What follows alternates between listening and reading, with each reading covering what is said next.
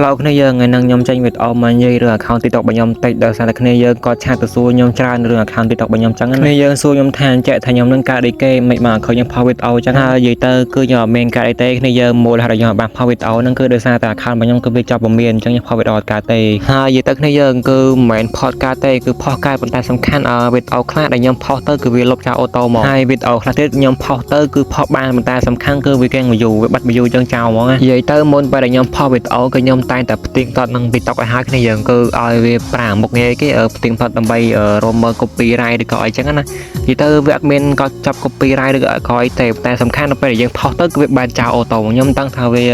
មិនដែរដើម្បីចឹងមកបានដល់ពេលចឹងទៅគឺខ្ញុំសម្រេចថាខ្ញុំនឹងផុសវីដេអូក្នុង YouTube ហើយនិង Facebook វិញគ្នាយើងគឺ TikTok គឺខ្ញុំសូមផ្អាកផុសក្នុង TikTok សិនគ្នាយើងគឺវាផុសក៏វាផុសកាត់គ្នាយើងហើយបើផុសទៅវាលុបចោលវាបែនចោលចឹងវាពិបាកដឹងហើយរាល់វីដេអូថ្មីៗដែលខ្ញុំធ្វើគឺខ្ញុំនឹងផុសក្នុង Facebook ហើយនិង YouTube ហើយសំខាន់តែគ្នាយើងចូលទៅជួយ follow page Facebook របស់ខ្ញុំហើយនិង subscribe YouTube របស់ខ្ញុំផងគ្នាយើងហើយ